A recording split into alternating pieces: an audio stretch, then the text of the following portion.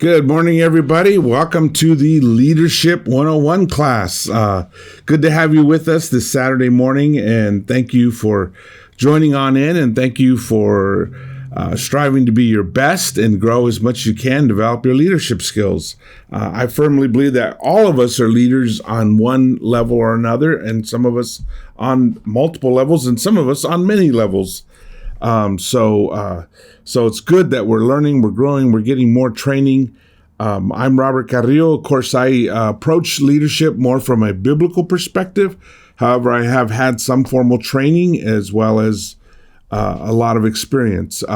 Most of my experience comes from the church setting or the nonprofit world setting, but also had begun a doctorate at Abilene in leadership. So I got a fair amount of training there, and then I switched over to Fuller, and I'm now getting it on spirituality. But and some of the things I'm going to be sharing with you are from the research that I've done and the education that I have received. And then a lot of it's going to come from the experience I've had, and especially in training leaders. So this class is on strength and leadership, strengths and weaknesses in leadership. If you haven't already done this, last week I ended with this, a website here. It is, I've got on the screen, 123test.com, where you can take a lot of the leadership tests that we're going to be talking about. This one was, I was encouraging everybody to do the personality test and do specifically the DISC personality test. I know there's a lot of them out there, different kinds. But I think this is a great one, and I'm going to be teaching on this one. So you'll want to know what your outcome is in terms of the type of person you are, so you can tune in when we talk about it. Another two great websites for finding about your strengths specifically. One is viacharacter.org, and that's a free one. They're kind of mapping out the globe, so everybody can go take the test free and get your results for free. And then another one that is a very professional, very high level is Gallup.com. But that one you do have to pay for. So I don't know if you want to do that one, but viacharacter is a great one. And if you don't mind spending a little money, do the Gallup one, and you get a full report on your leadership. I am constantly amazed at how accurate they are. It's amazing and even a little embarrassing how well I'm read, how well they read me, and I get these reports and I'm reading myself, and it's like, oh my goodness. So again, the topic is strength leadership, and we're going to jump right on it because we got a lot of ground to cover. I'm excited about it. I think you're going to have a good time. You're going to learn a lot, and maybe hopefully be inspired and maybe even a little bit convicted. So leadership defined, I'm going to take a couple steps back and start at the beginning again. So leadership, what is leadership? Well, there's a million different definitions of leadership, and a lot of different teachings and all kinds of writings and books. And there's just a plethora of a cornucopia, if you will, of just teachings out there. I love this very simple definition: a process whereby an individual influences a group of individuals to achieve a common goal. Leadership, there it is, bam. Pretty simple, pretty straightforward. I love what's happening in the world of leadership.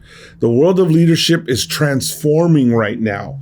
What used to be a leader is outdated now.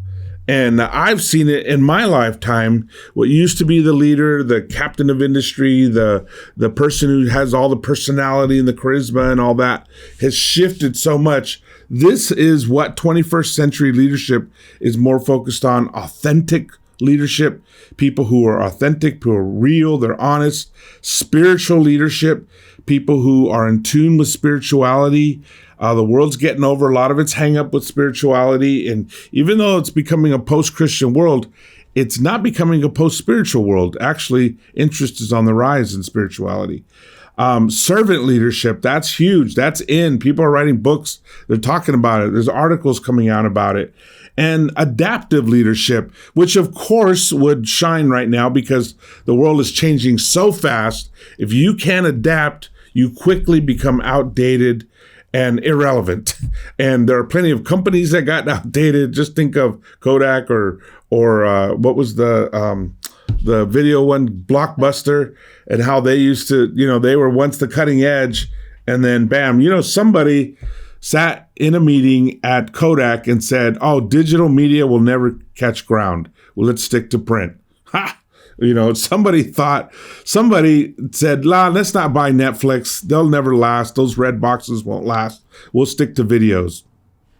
So we don't want to be that as a leader, as a person, as an organization, not at all. And then the other thing that I wanted to point out, there's a lot here to cover, but I just pulled out a couple of things that I just want to say, because as we're setting up the strength leadership, is that I don't want us to think that, well, because I don't have a title or I don't have a specific job to do, or I've been not appointed a leader, I don't go to the leaders meeting, therefore I'm not a leader. That's a bunch of garbage. Anybody can be a leader at any level. And in fact, I think in reality, we all do lead at different levels. Some of those are formal, some of those are informal, or as here it would say, assigned and emergent, right? Assigned leadership that's based on occupying a position within an organization, team leader, plant manager, department heads, directors, Bible talk leader, sector leader, region leader. Those are, you have a title, right? But the emergent leadership is an individual perceived by others as the most influential member of a group or organization, regardless of their title. That is, it's outside the authoritative structure, but it's a natural leadership, emergent leadership.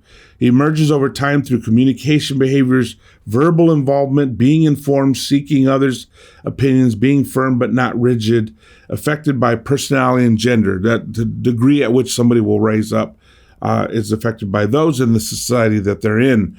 But it is a unofficial leadership, non-authoritative. Wasn't given, but it happens because there's some people that are just natural leaders. And I think, as I said, all of us are leaders in some way, but then there's some of us who have clearly a gift of leadership, as the Bible talks about. We have our gifts, right? Each one should use whatever gift he has received to serve others, faithfully administering God's grace in its various forms. If anyone speaks, he should do it as one speaking the very words of God. If anyone serves, he should do it with the strength God provides, so that in all things God may be praised. To him be the glory and the power forever and ever. Amen. So this scripture, tells us, first of all, that everybody has gifts, and that we should use those gifts for building God's kingdom. This is the great thing. The big thing for the last 20 years has been, actually 30 years, has been teamwork, building teams. This is what Jesus did 2,000 years ago. He built a team. This is what God is doing. I mean, when he called Moses, he had Aaron and Miriam helping him. God has always been into teams. And knows that there's times where an individual needs to stand alone, stand strong, and there's times where an individual needs to work with a team and be strengthened by the team. Generally, teams are always better than individuals, but there are times where somebody has to stand up. And even in a team, somebody needs to be the team captain. Somebody needs to call the meeting or call the prayer or call the direction. And so it's not an either or, which is a false dichotomy. It's a false tension that it's both. It's both and. Strong leadership, good leadership has good teams and knows how to work together, but also helps everybody be able to contribute their gifts and their talents. And the group is much better off because of it. But here we are, commanded by God, use your gifts. Do what you've been given to do. I love this scripture.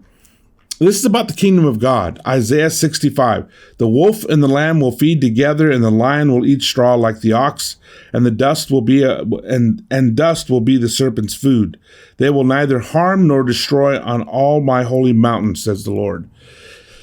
God has a way in his kingdom of bringing opposites together, even former enemies, even, former victimizers and victims together, to work together, to be in harmony with one another.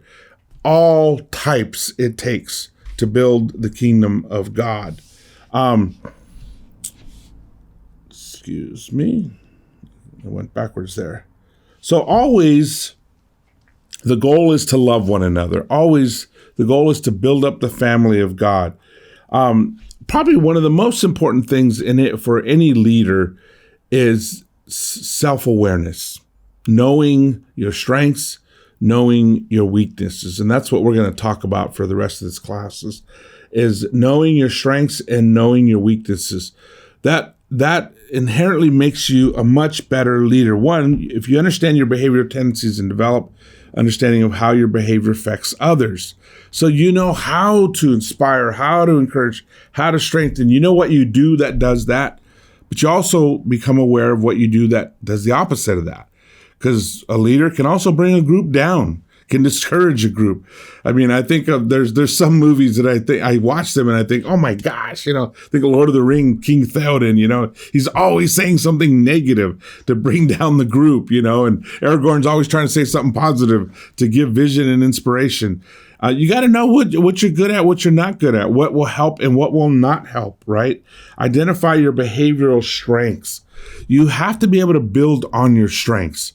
And that may sound like, obvious, you're not going to build on your weaknesses.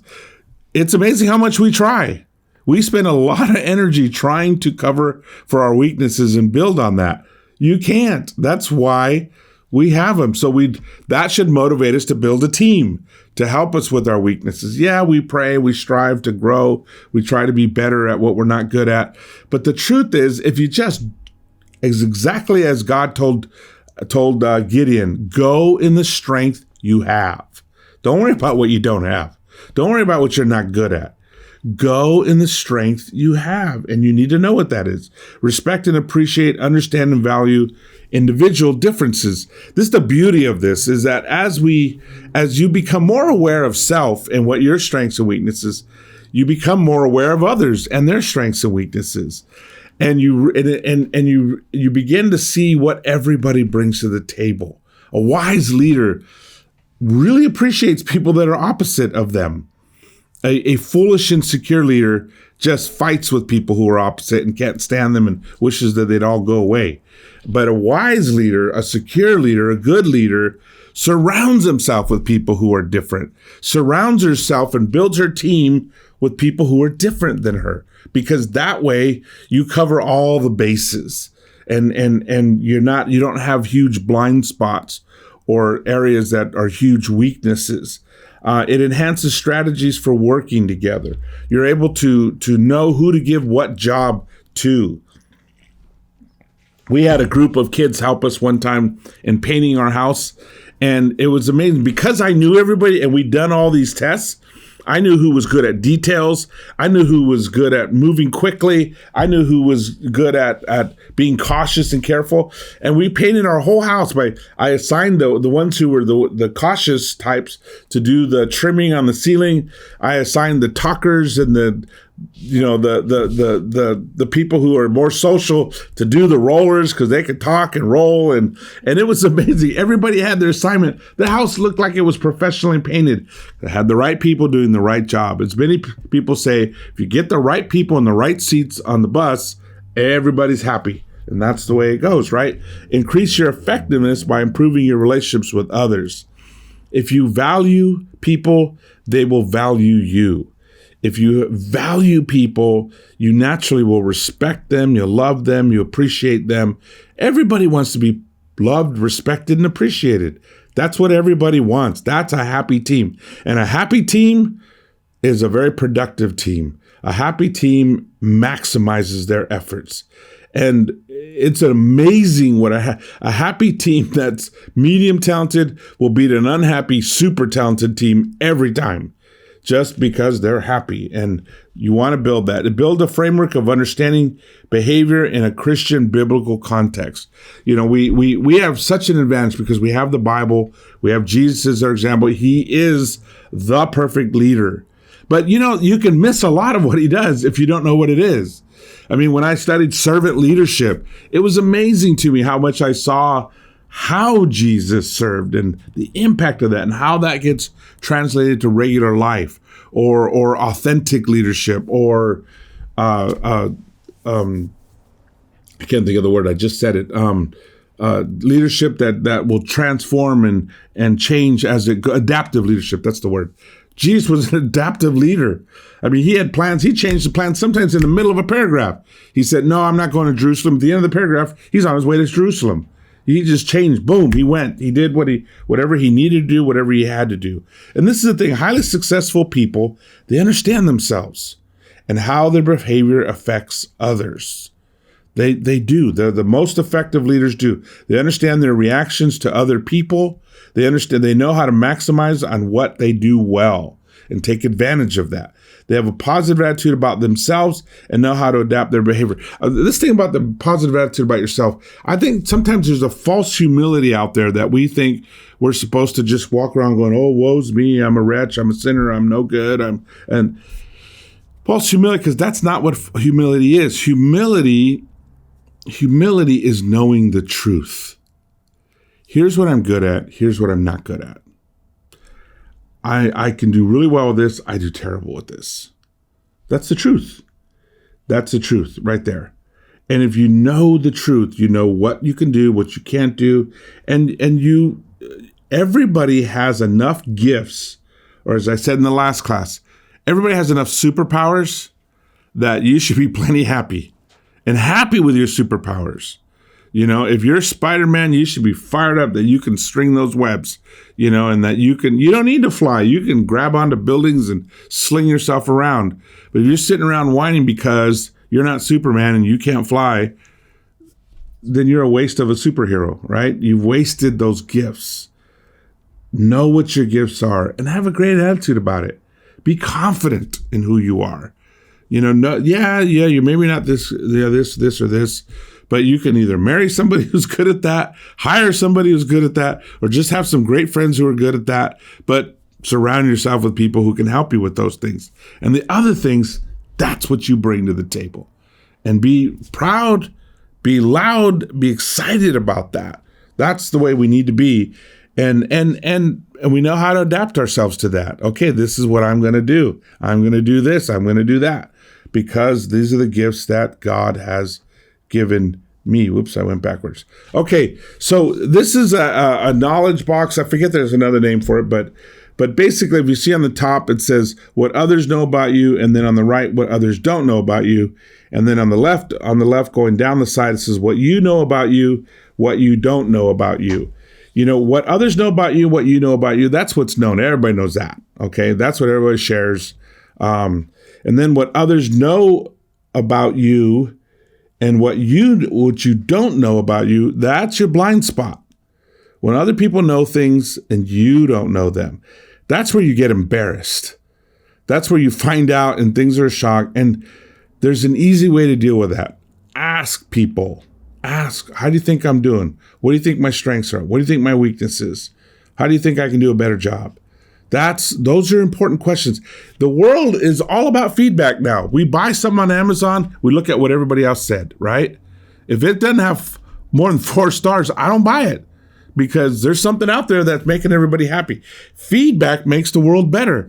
You go to the restroom at the airport now, there's a little feedback machine in the toilet. You can let people know, how's the janitor doing? If the janitor can get feedback about cleaning the toilet, we should be able to get feedback about our leadership, right? It helps us to be the best. Then you got the section, what others don't know and what you know. Well, those are your secrets, okay? But you shouldn't have secrets, so somebody should know everything about you. Secrets are where Satan can work on you, okay? So be careful with those. And then what others don't know and what you don't know, that's your ignorance spot. And that's where you can grow. And you got to keep learning. You don't want that square being too big. You want it shrinking. You want to be continually learning and growing and becoming more and more self-aware as a result. So there's the old story. If someone says you have a green tail, you can tell that person they're crazy. If 2 people say you have a green tail, you say it's a conspiracy. If 7 people tell you have a green tail, you better turn around and take a look. I'll tell you what, a lot of us would do a lot better if we turn around and take a look. If we take serious what people say. You know, if God can use a donkey to preach, then he can use anybody. And we can't dismiss somebody because we think they're ignorant or because they're too young or because they're not educated or because they don't really know you or because of anything. And I know that, you know, people who know you are going to be able to give you the best feedback. But you just never know how God's going to work. So always be open. And at the very least, check. Take a look behind you and check. So We want to be self-aware for optimum performance. For by the grace given me, I say to every one of you, do not think of yourself more highly than you ought, but rather think of yourself with sober judgment in accordance with the faith God has distributed to each of you. You know, this is God's way, or Paul writing the church in Rome, to just telling us to be humble, to not think too high and mighty of ourselves.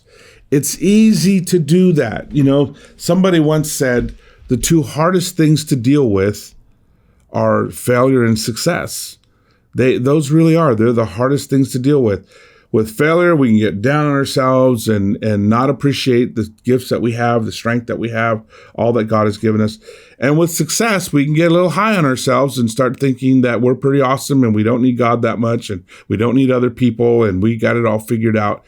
And if you don't think you have those tendencies, I'll just tell you right now, you're wrong. Everybody has those tendencies. Everybody does. Some of us more than others, but we all have it, and we all have to keep it in check. So we have to keep a sober judgment. What does that mean? A serious view, an understanding, being able to judge. Am I doing this right? Am I not doing it right? Where am I at? I'm so grateful for the friends that I have, for the people I have. I'm so grateful that Michelle and I can just talk about how we're doing and help each other to have a sober judgment. You gotta have those people in your life. It's absolutely important. And you have to be careful, because even a good leader, here's the trap a good leader falls into. Everybody's so happy with you. Everybody likes you so much. They don't want to discourage you, so they don't tell you the truth anymore. Bad place to be, because you'll be way off before anybody will say anything to you. And then that's really embarrassing, because you wanted to be a good leader and you've drifted off into bad leader land. So you want to always be getting feedback, and it's on you to get it.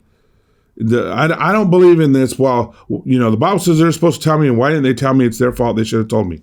Garbage. Yes, the Bible says that if you sin against somebody, they're supposed to tell you. But that doesn't cover if you're just not being a good leader and they observe it. You got to ask them, how do you think I'm doing? Give me some feedback. Do evaluations. And I know that, you know, some of us can be really sensitive or really insecure, and we don't want to hear that we've messed up. We don't want to hear where we've blown it. We're afraid that it'll prove or interfere that we're worthless, lousy leaders, true, and therefore we'll go into a spiral. We can't do that. We can't do that. That's why we've got to have a honest, sober judgment. Here's my strengths, great at this. Here's my weakness, not good at this. So we have this fear that we're way down here and we're worthless leaders. And then in our pride, we start thinking we're pretty good and we're way up here. And we're afraid that if somebody tells us our faults, we'll end up way down here. No, just be right here. The honest truth is, here's what I'm not good at, here's what I'm good at. And that helps us to be a great leader and to know how to operate. Now, we're going to talk about strengths and weaknesses. And I need to say this because this is the dangerous part about doing this, is sometimes when we look at our strengths and weaknesses, we become like locked in. Oh, I'll never change. I'm no good. Or even we don't like the type of leader we are or the type of person we are. Well, I want to be like that kind of leader. And we're not happy. And we think, oh, I'm a this leader and that's not good. That's not good. These evaluations are to help us be self-aware. They are not so that we're labeled or we're pigeonholed or we're boxed in or any of those things. Here's the great thing about God is God helps us grow in all things, right? God helps us to be our best. And part of faith is accepting the fact that there are some gifts God is just not going to give you, no matter how much you want it. I wish I could sing. I love music. I love singing. Nobody ever asked me to lead songs because everybody knows I can't sing to save my life. And as much as I love it, as much as I wish I could, it's not me. It's just not me. Okay, amen. I got to accept that. Not my gift. All right, not my gift. But what I have been given. Now I have this picture of these 4 kinds of automobiles. I have a luxury sedan. I have a sporty race car. I have a really fun utility pickup truck, and I've got an SUV, a nice big SUV. That's kind of like what personality types are. If you took the test, you learned a lot about your personality. And again, these are not values. They're different kinds. It's important to know if you're an SUV and you keep getting on the racetrack and racing a bunch of race cars, you keep losing. And after a while, when you keep losing, you know what happens? You start to feel like a loser. When you're not a loser, you're actually wonderful. You're actually awesome. But because you're racing on a racetrack and you can't keep up with the race cars, you think you're a loser. You need to know that's why you need to know your strength. An SUV is great, man. You look at that SUV. That's an Escalade, I think. You can pile the whole family in there. You can take them for a picnic. You can go up to Big Bear Lake. You can have a big family vacation. What an awesome vehicle. Imagine trying to take the family vacation in that race car. It would be a nightmare. The kids would be all over each other. Everybody would be fighting. You wouldn't have to be. You'd be able to bring your stuff. You'd get there and not have your tent, not have your sleeping bag, not have all your stuff. You get my point, right? Sedan. Sedan, luxury sedan. They're so nice to drive. They're comfortable. They usually have good sound systems. You go out to dinner. You feel good handing the valet your car. You don't feel embarrassed. It's a great vehicle. Okay, but that's not the car you'd go camping with, right? And it's not going to keep up with the race cars or a pickup truck. You get my point. This is really important because whereas about 90% of us really get excited about these personality profiles and strengths and weaknesses, there's always about 10% of us that get discouraged. Oh, I don't want to be that. God made you special and he made you awesome. You need to appreciate that. And there is no one better than the other. Okay? They just have different roles, different strengths, different weaknesses. I mean, wouldn't you love to have all four of those sitting in your driveway? Or your driveway's not that big, but parked in your backyard or something, or somewhere you'd have access to them. I mean, wouldn't that be cool when you want to just take off up the coast? You can jump in that race car. When you want to go out to dinner, you got your sedan. When you're hauling stuff from Lowe's, you got your pickup truck. When you're taking the family camping, you got your SUV. Wouldn't that be nice? None of us have all that, but that's what a team is. If that's your team, how awesome is that? You've got one of everybody. I love this quote. A leader needs to know his strengths as a carpenter knows his tools, or a physician knows the instruments at her disposal. What great leaders have in common is that each truly knows his or her strengths and can call on the right strength at the right time. This explains why there is no definitive list of characteristics that describes all leaders. It's interesting, obviously he's saying you got to know your strengths and you got to appreciate your strengths. And there's no definitive list. One of my assignments, I had to study all the different lists that are out there of maybe not all of them, but all the major lists that are out there of what is a leader. And it's a wide range. And there's all kinds of different lists, and they can't all agree. They just don't all agree. If I ask 10 people, right, if I said, give me the top 5 qualities of a leader, they're going to all be different. And that's the way it is. And he's saying the point of that is because God makes everybody different and there's different needs for different situations. So you need to know what your strengths are. If you took the VIA test, you'll see that they have, I believe it's 24 different categories, everything: perspective, perseverance, prudence, self-indulgence, hope, humility, humor, judgment, application, beauty, bravery. There's a bunch of different ones. And I want to encourage you, if you didn't take the VIA strength test, take it. It's great. It's free. And you get to know, and again, wisdom dictates to build on those strengths and use those strengths at your disposal. Every strength, I will tell you, has its pluses and its negatives. Every strength is a double-edged sword. They're called balconies and basements in the language of the VIA Strength Finder. You've got the balcony. Let's say you're an organizer person. You're highly organized. You're good at organizing. You're good at details. You're good at thinking through all the details and strategic planning and organizing. The balcony, that's your high. That's, boy, you organized a church picnic that just went incredible. The games went smooth. The food, you fed 400 people in 15 minutes. The games were fun. All the awards were there. That's your balcony. That's, wow, my strength shined. Your basement is, you fought with a bunch of people. You were negative. You were critical of people because they didn't do what they were supposed to do. You were angry. You were fuming all day, and you distanced from 15 people at church are mad at you now.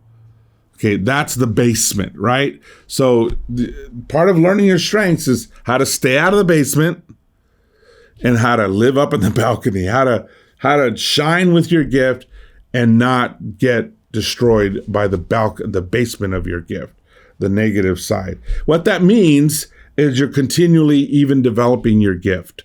You're going from raw to developed.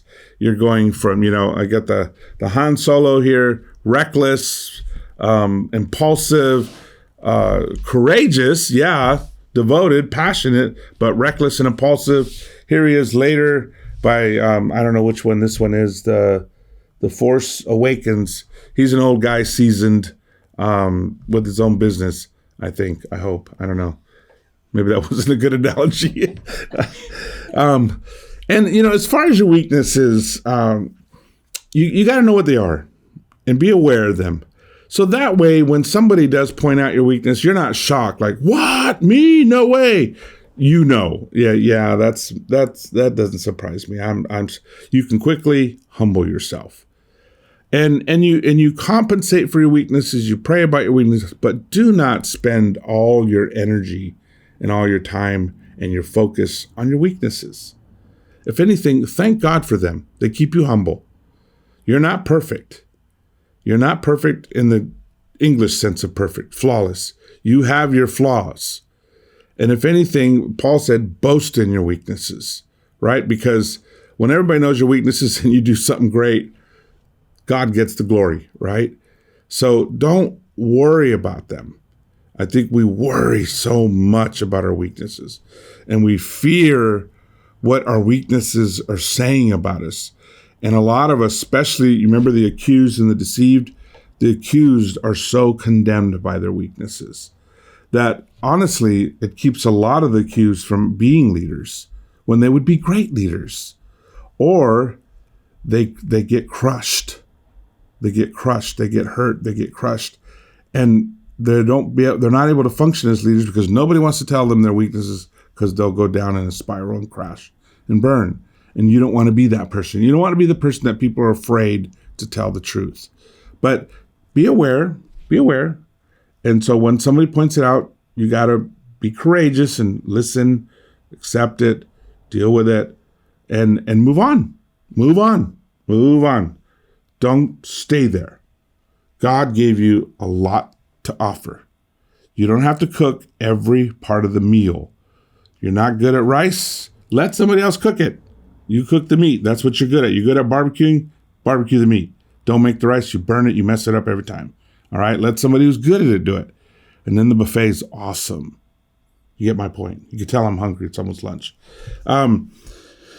So as I said before, God has given all of us superpowers. We all have them. All of them. I mean, all of us have some of them. If you don't know what yours are, well, first of all, take the strength test finder. That'll help you. There's an objective test that will tell you. You don't have to worry, just because that's my mom, she loves me. No, this is an objective test. Oh, that's my roommate, he's critical of me. Nope, this is an objective test. But do ask your mom. Yeah, do ask your roommate and do ask other people what they think your strengths are. Know your strength. This is your homework assignment. Write down 5 strengths. You had it last week, and I know a lot of you didn't do it, so do it this week. Write down your strength, top 5 even. You probably have more like 20 strengths, but we'll go with the top 5. And we're going to talk about how you build on that, okay? If you haven't taken the DISC test on that 1-2-3 dot test or 1-2-3 test, take it. I'm going to go through this. I'm going to go through this quickly. and you'll want to know. You'll want to know what you are. So here's the thing about DISC. DISC is a personality profile. It's excellent. A lot of different companies use it. The government uses it. I think Sony uses it. The NFL uses it. The Army uses it. Because it identifies your strengths clearly and your weaknesses clearly. So it helps you to figure out what you're going to do, what you're going to focus on. If you're a detailed person, hey, organization, computers, architecture, engineering. I mean, there's great things. If you're a people person and you're stuck in an office doing engineering, you're probably going to go crazy, and you're going to drive the other engineers crazy because they're not people, and they get tired of you talking to them. And so you should probably be out with the people. You should be out doing something where you're interacting with people, and that'll be great. And we all want, if we're going to cross a bridge, we hope it was designed and built by an engineer who paid attention, not by somebody who was talking to everybody not paying attention, right? So everybody gets their strengths, and they get to do their strengths. So the first one is a D, dominance.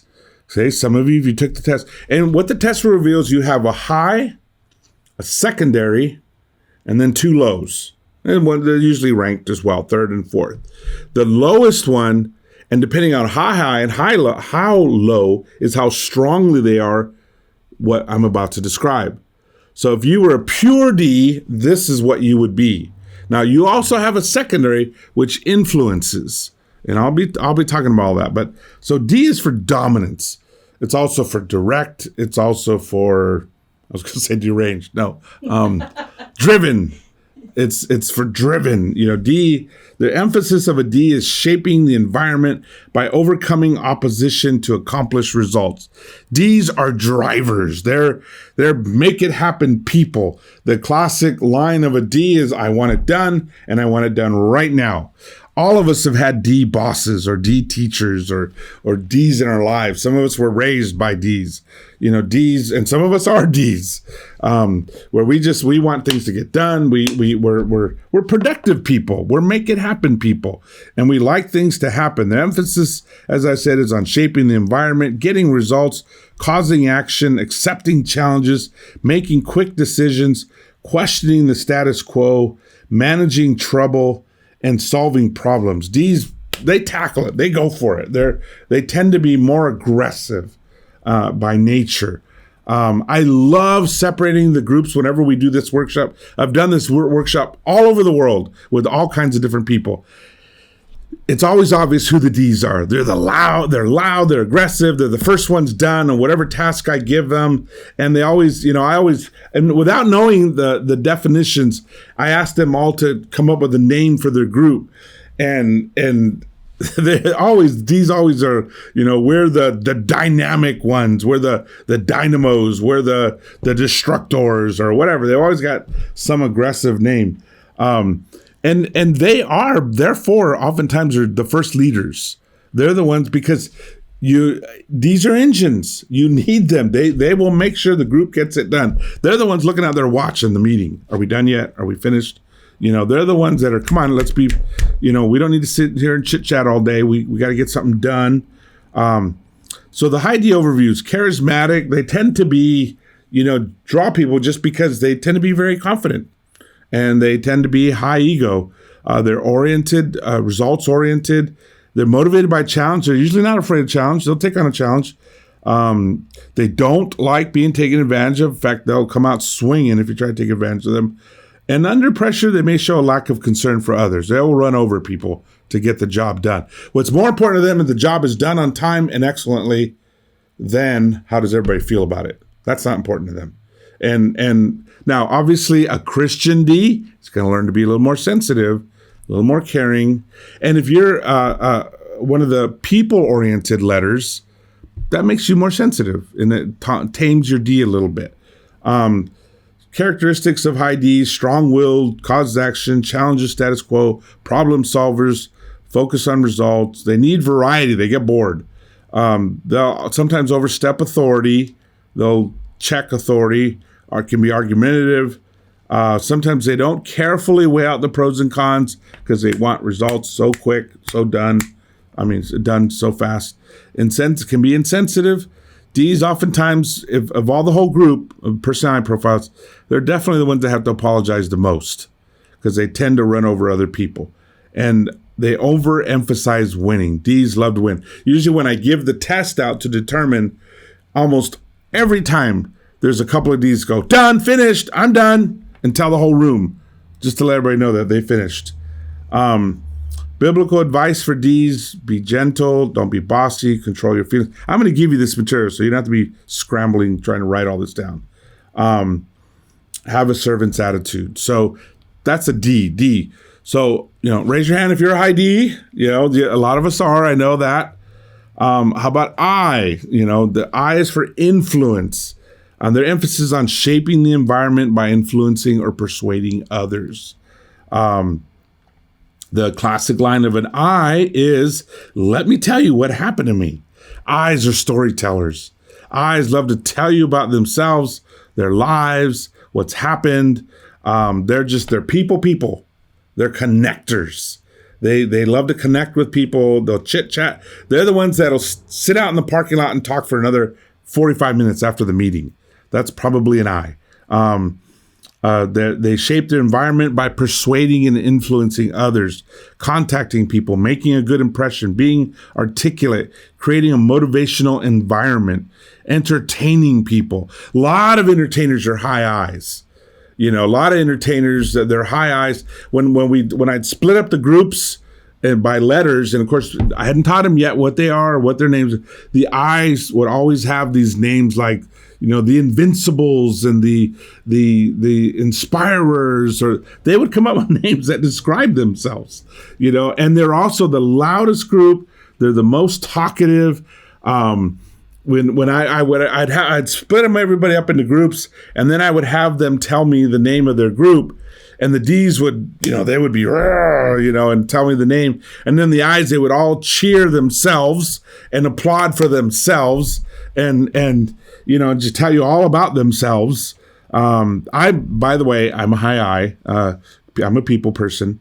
And they're kind of entertaining to watch. And they oftentimes end up being leaders as well. Why? Well, because they talk to everybody. Everybody likes them. So people tend to choose them. Even though the D's will get a lot more done than the I's.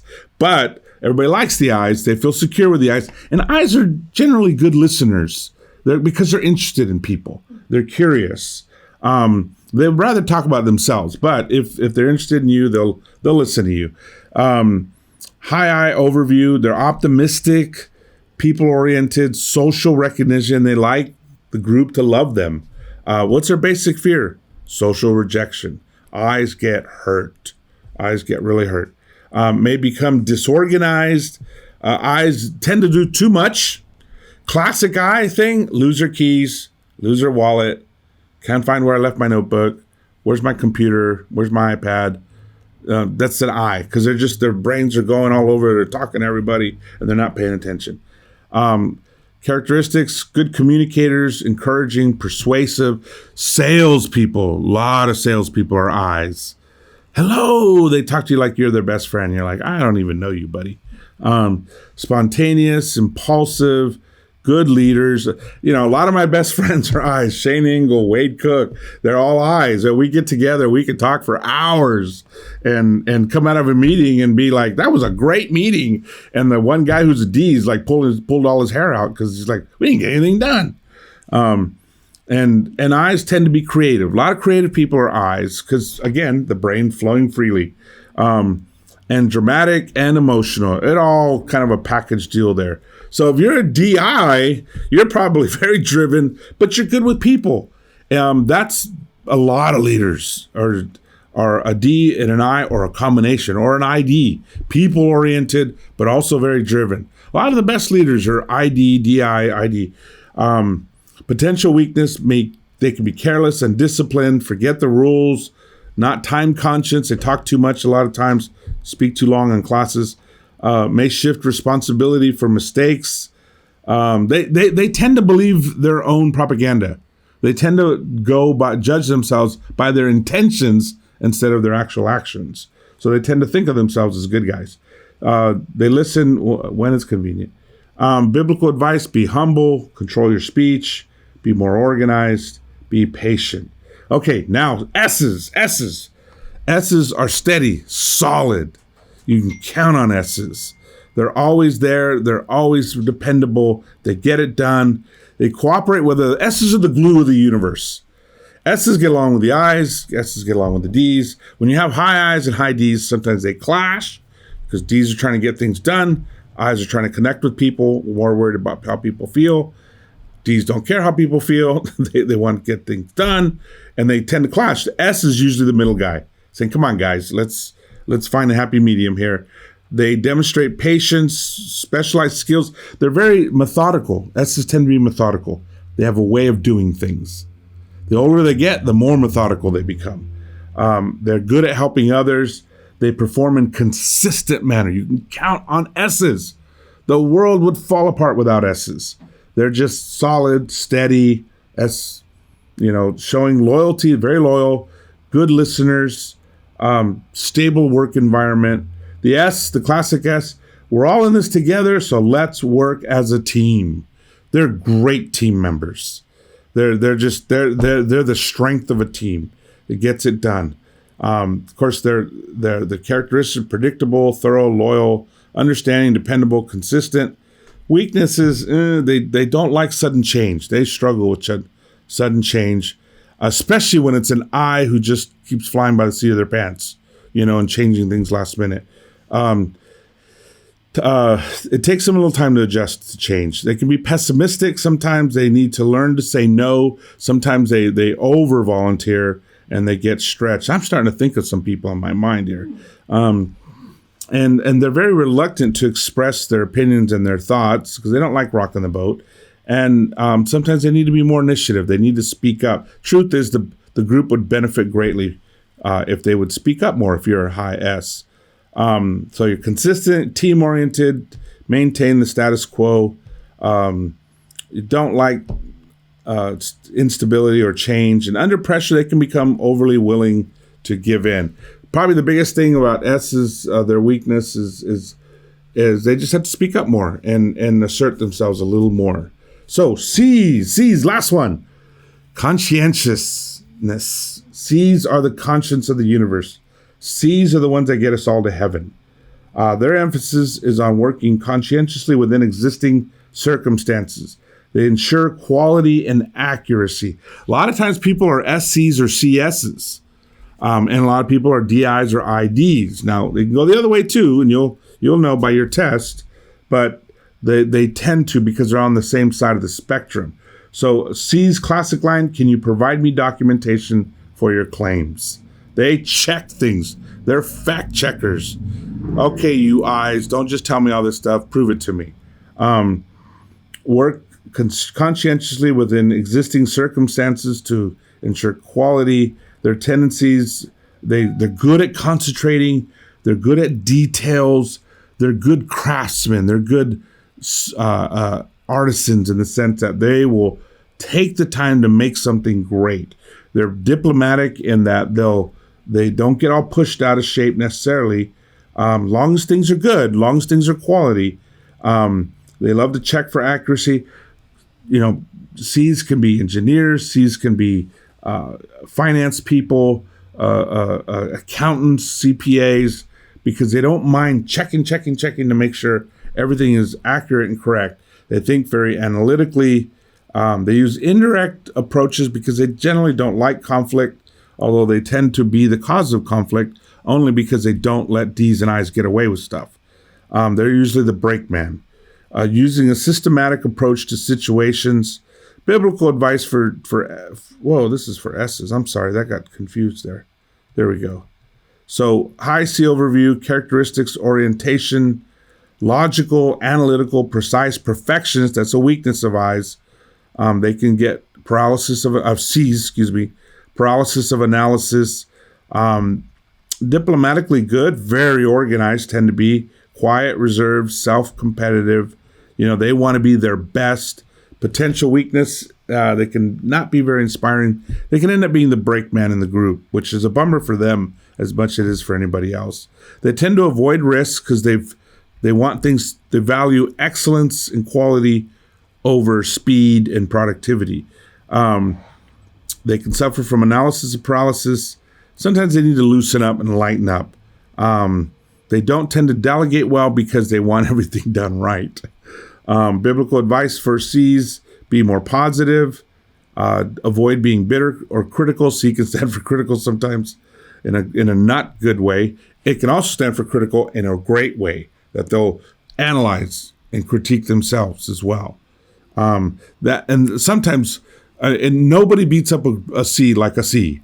C's beat themselves up. Usually the I's and the D's have to lift up the C's because the C's are beating themselves.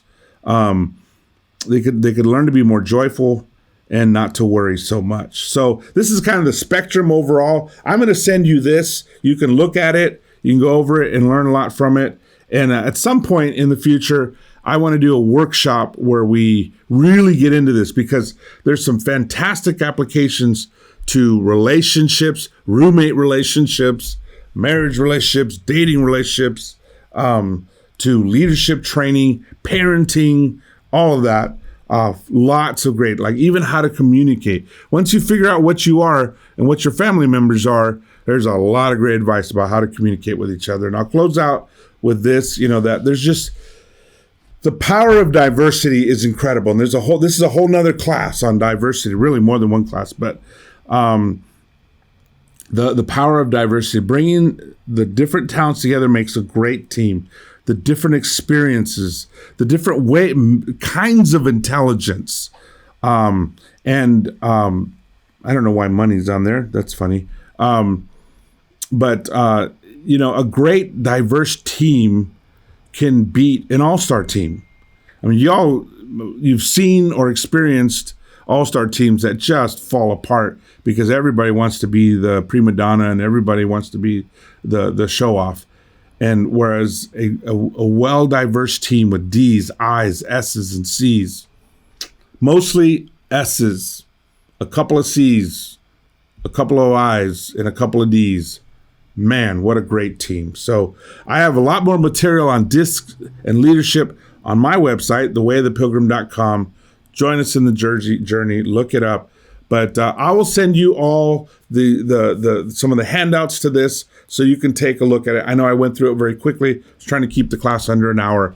So God bless you, and let's keep being great leaders and developing our leadership skills. Thank you for joining us. I hope this has been educational and inspiring for you. If you'd like to know more, please join us by going to study.laicc.net, and we'll be happy to contact you and help you in any way we can.